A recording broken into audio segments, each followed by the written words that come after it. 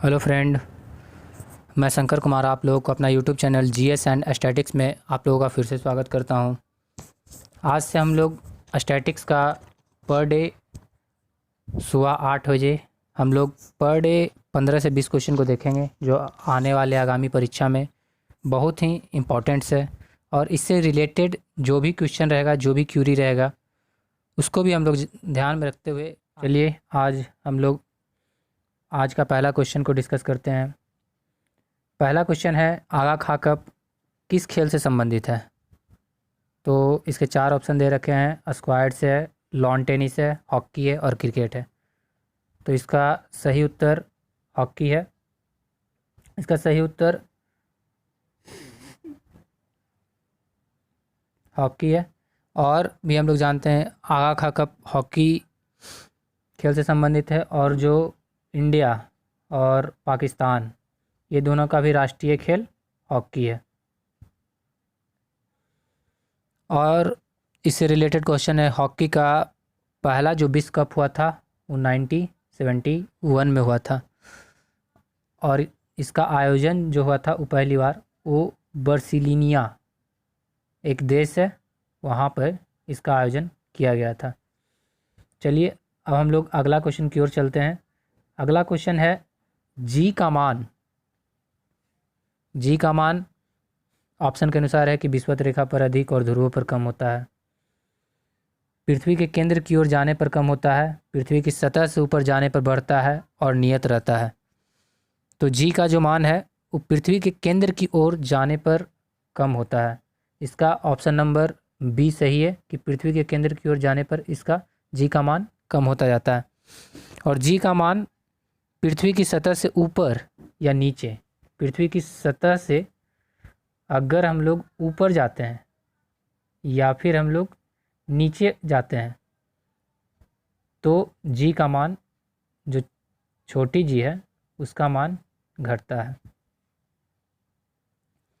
और पृथ्वी का मान महत्तम ध्रुव पर होता है, यानी जी का मान, पृथ्वी का मान महत्तम ध्रुव पर होता है और छोटी जी का मान न्यूनतम विषुवत रेखा पर होता है। पृथ्वी की घूर्णन गति घटने पर छोटी जी का जो मान होता है वो बढ़ता है। आप लोग इसको राइट डाउन करते हुए चलिएगा। ये पॉइंट ऑफ व्यू से ये बहुत महत्वपूर्ण है। और पृथ्वी के घूर्णन गति बढ़ने पर, ये तो पृथ्वी के घूर्णन गति घटने पर जी का मान बढ़ता है, लेकिन पृथ्वी के घूर्णन गति जब अगर बढ़ेगा तो छोटी जी का मान बढ़ेगा, यानी अपोजिट होता है। यानी पृथ्वी के घूर्णन गति बढ़ेगा तो जी का मान घटेगा, और पृथ्वी के घूर्णन गति अगर घटेगा तो जी का मान बढ़ेगा। चलिए अब हम लोग अगला क्वेश्चन को देखते हैं। इनमें से कौन सबसे लंबी नदी है जिसका उद्गम भारत में है? ये क्वेश्चन बार बार बहुत पूछा जाता है। तो इसका ऑप्शन नंबर डी सही है। गंगा जो है इसका उद्गम भारत में है। चलिए इससे रिलेटेड क्वेश्चन देखते हैं। गंगा नदी का उद्गम गंगोत्री के पास है। गंगा नदी का उद्गम गंगोत्री के पास गोमुख से होती है। गंगोत्री के पास गोमुख से इसका उद्गम होता है। और गंगा की लंबाई 2525 किलोमीटर है। और भारत से होकर बहने वाली सबसे बड़ी नदी ब्रह्मपुत्र है। अब भारत से होकर बहने वाली दूसरी बड़ी नदी सिंधु नदी है। सिंधु और ब्रह्मपुत्र का उद्गम तिब्बत के मानसरोवर झील से होता है। मानसरोवर झील से सिंधु और गंगा का उद्गम होता है। और झेलम नदी का उद्गम स्थल शेषनाग के बैरीनाग से, यानी झेलम जो नदी है उसका उद्गम शेषनाग के बैरीनाग से होता है। चलिए हम लोग अगला क्वेश्चन की ओर बढ़ते हैं। अगला क्वेश्चन है, निम्नलिखित में से कौन सी धातु जल के साथ आसानी से अभिक्रिया कर सकती है? तो इसका ऑप्शन है लेड है, जिंक है, एल्युमिनियम है और पोटेशियम है। तो इसका सही ऑप्शन पोटेशियम है, जो जल के साथ आसानी से भी क्रिया कर सकती है। और पोटेशियम का संकेत आप लोग जानते ही होंगे के होता है। और पोटेशियम सबसे अधिक अभिक्रियाशील धातु है। पोटेशियम के बाद सबसे अधिक अभिक्रियाशील धातु सोडियम है, यानी उसका संकेत होता है Na। सोडियम को किरोसिन तेल यानी मिट्टी के तेल में डुबा कर रखा जाता है। और जबकि अगर पूछे कि सबसे कम अभिक्रियाशील धातु कौन है, तो यह है सोना यानी औरम। सोना सबसे कम अभिक्रियाशील धातु है। चलिए हम लोग अगला क्वेश्चन को देखते हैं। निम्नलिखित रोगों में से कौन सा एक आनुवांशिक विकार है, यानी कौन सा ऐसी बीमारी है जो पीढ़ी दर पीढ़ी चलने वाला है। ऑप्शन है एनीमिया, कैंसर, थैलीसीमिया, रतौंधी। तो इसका ऑप्शन नंबर सी सही है। थैलीसीमिया जो रोग है वो पीढ़ी दर पीढ़ी चलने वाला है। बर्नाता, हीमोफीलिया, टर्न सिंड्रोम, मंगोलिज्म, ये सब भी आनुवांशिक रोग ही हैं। चलिए हम लोग अगले क्वेश्चन की ओर बढ़ते हैं। अगला क्वेश्चन है फूलों की घाटी। फूलों की घाटी राष्ट्रीय उद्यान भारत में हिमालय क्षेत्र में स्थित है। तो कौन सा राज्य है जहाँ फूलों की घाटी है? सिक्किम है, उत्तराखंड है, अरुणाचल प्रदेश है, हिमाचल प्रदेश है। तो इसका ऑप्शन नंबर बी सही है। इसका ऑप्शन नंबर बी सही है, उत्तराखंड। इसका ऑप्शन नंबर बी होगा। चमोली जिला में है जो फूलों की घाटी है। और जिम कॉर्बेट भारत का पहला नेशनल पार्क था। जिम कॉर्बेट जो था वो भारत का पहला नेशनल पार्क था। अगला, जिम कॉर्बेट नेशनल पार्क का पुराना नाम, जिम कॉर्बेट नेशनल का पुराना जो नाम था वो हैली नेशनल पार्क था। ये भी क्वेश्चन बार बार पूछा जाता है कि जिम कॉर्बेट नेशनल पार्क का पुराना नाम क्या है? Heli national park. भारत का सबसे बड़ा क्षेत्रफल में नेशनल पार्क जो है वो लेह जनपद में है, यानी सबसे ज़्यादा विस्तृत है जो लेह जनपद में है। और उत्तराखंड में ही एक जैव मंडल है जिसका नाम है नंदा देवी। नंदा देवी जो जैव मंडल है वो उत्तराखंड में ही है। चलिए हम लोग अगले क्वेश्चन की ओर बढ़ते हैं। अगला क्वेश्चन है निम्नलिखित वाक्य किसने कहा है, यानी ये जो कोटेशन दिया गया है वो कौन कहा है? कोटेशन है, नाम में क्या रखा है? यदि हम गुलाब को किसी अन्य नाम से भी बुलाएंगे तो भी वह सुगंध ही देगा। ऑप्शन है Edmund Malone, Catherine Wells, William Defoe और विलियम शेक्सपियर। तो इसका ऑप्शन नंबर डी सही है। इसका ऑप्शन नंबर डी होगा, विलियम शेक्सपियर।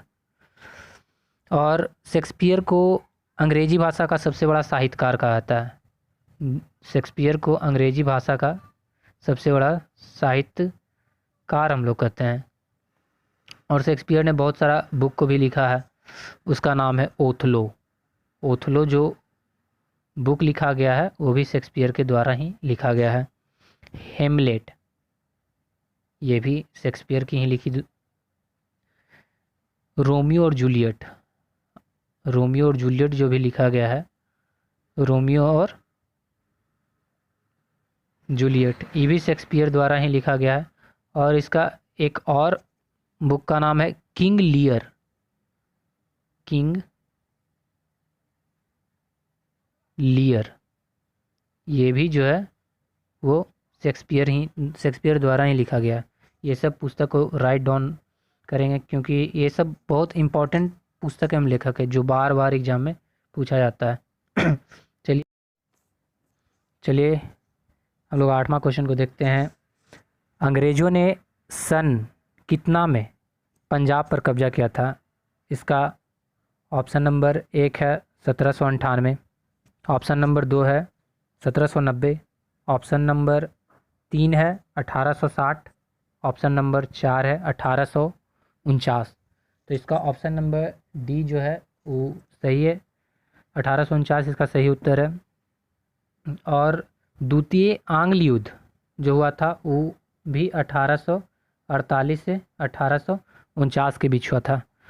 और जो पंजाब पर कब्जा किया था अंग्रेज, तो पंजाब विजय में अंग्रेज पंजाब जो विजय होता है उसमें अंग्रेज में किसको ज़्यादा श्रेय दिया जाता है, तो उसमें चार्ल्स नेपियर का श्रेय सबसे ज़्यादा माना जाता है।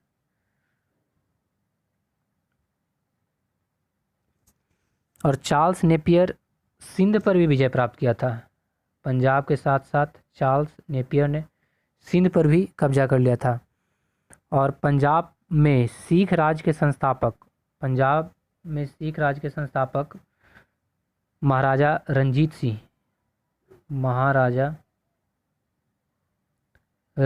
को माना जाता है।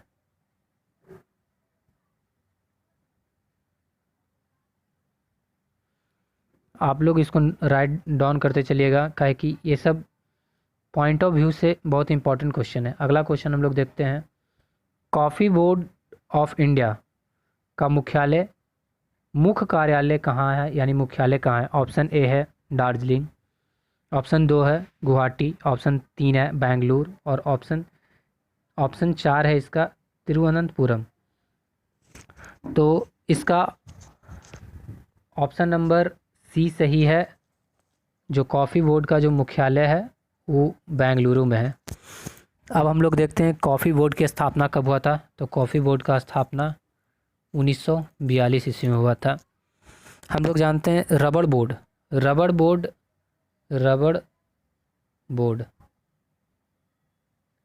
बोर्ड का भी जो मुख्यालय है वो है कोट्टायम। रबर बोर्ड का मुख्यालय कहाँ है, कोट्टायम में है। अगला हम लोग देखते हैं टी बोर्ड का मुख्यालय कहाँ है, कोलकाता।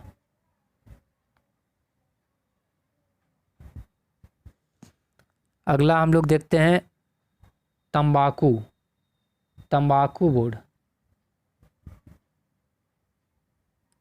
बोर्ड का जो मुख्यालय है वो गुंटूर में है, गुंटूर। अगला हम लोग देखते हैं मसाला बोर्ड का जो मुख्यालय है, मसाला बोर्ड का जो मुख्यालय है वो कोचीन में है। आप लोग इसको लिखते चलिएगा। अगला हम लोग देखते हैं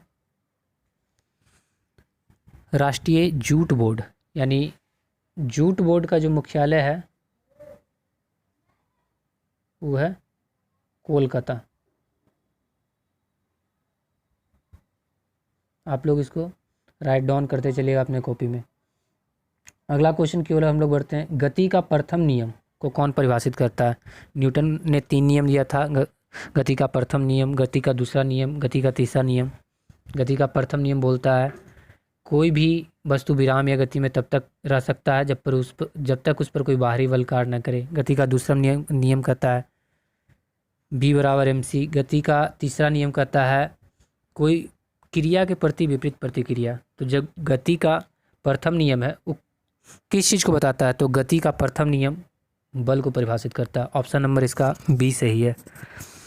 और न्यूटन के द्वारा ही लिखा गया प्रिंसिपिया बुक, जो प्रिंसिपिया लिखा गया है वो न्यूटन के द्वारा लिखा गया है। और गति का प्रथम के नियम को ही हम लोग जड़त्व का नियम भी कहते हैं। कभी कभी बल नहीं देकर जड़त्व दिया हो रहेगा, तो ऑप्शन ये भी सही होगा, गति के प्रथम नियम को जड़त्व का नियम कहते हैं। चलिए हम लोग 11 नंबर क्वेश्चन को देखते हैं। ध्वनि किसका एक रूप है जो सुनने की अनुभूति हमको प्रदान करता है। तो इसका ऑप्शन नंबर ए सही है। ध्वनि यांत्रिक ऊर्जा का एक रूप होता है। ध्वनि तरंग जो होती है वो अनुदैर्घ्य होती है। और ध्वनि के लिए किसी भी माध्यम का होना अनिवार्य है। अगर माध्यम नहीं होगा तो ध्वनि गमन नहीं करेगी। ध्वनि निर्वात में गमन नहीं कर सकता। ध्वनि पर तापमान का कोई भी प्रभाव नहीं पड़ता और ध्वनि पर दाब का भी कोई प्रभाव नहीं पड़ता। ये सबको राइट डाउन करते चलिएगा कॉपी में। चलिए अगले क्वेश्चन की ओर हम लोग बढ़ते हैं। ये वेरी वेरी इंपॉर्टेंट क्वेश्चन है, ये बार बार क्वेश्चन पूछा जाता है। स्टे हंग्री स्टे फूलिश किसने लिखा। इसका पहला ऑप्शन है अनुजा चौहान, दूसरा अश्वनी सांधी, तीसरा रसीम बंसल, चौथा है प्रीति शेनॉय। तो इसका ऑप्शन नंबर सी सही है, रसीम बंसल। इसका ऑप्शन नंबर सी सही है। चलिए हम लोग अगले क्वेश्चन की ओर बढ़ते हैं। अगला क्वेश्चन है, जहाज में क्या मापने के लिए इको लोकेशन का प्रयोग किया जाता है? पहला पानी की गहराई, दूसरा समुद्र वनस्पति की सघनता, तीसरा प्रकाश की गहराई, चौथा मछलियों की सघनता। तो इसका ऑप्शन नंबर ए सही है। पानी की गहराई यानी समुद्र की गहराई नापने के लिए हम लोग इको लोकेशन का प्रयोग करते हैं। समुद्र की गहराई नापने के लिए हम लोग इको लोकेशन का प्रयोग करते हैं। और टैकोमीटर से वायुयान तथा मोटर नाव की गति को मापते हैं। टैकोमीटर से हम लोग वाहन की गति या मोटर की गति मापते हैं, जबकि हम लोग क्रोमोमीटर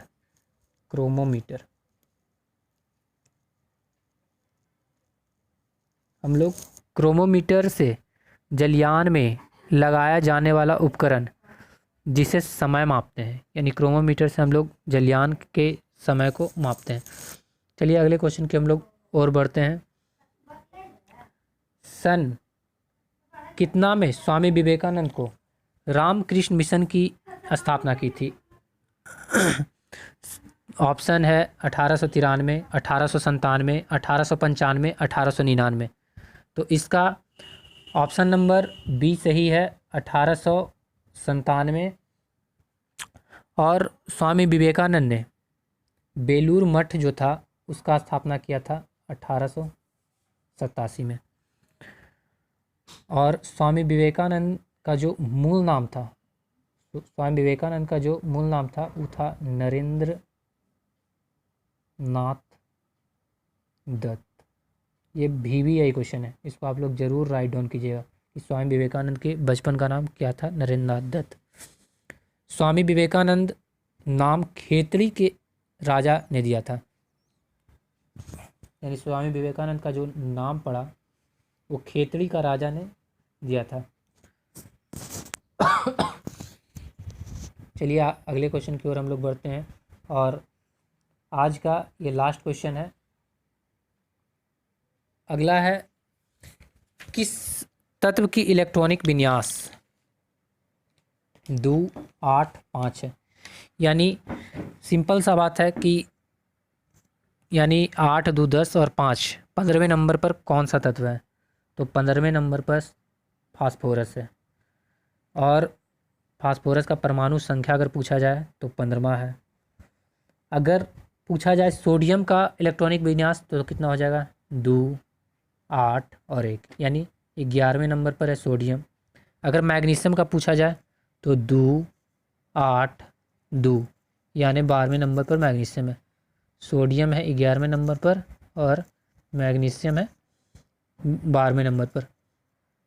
और अगर पूछा जाए कैल्शियम का तो कैल्शियम का हो जाएगा 2, 8, 8, 2, यानी जो कैल्शियम का है वो 20 का, कैल्शियम का जो इलेक्ट्रॉनिक विन्यास है वो 20 पर है। चलिए अब हम लोग अगले वीडियो में मिलेंगे। अगर आप लोगों को वीडियो अच्छा लगे तो चैनल को लाइक, सब्सक्राइब और शेयर करना ना भूलें।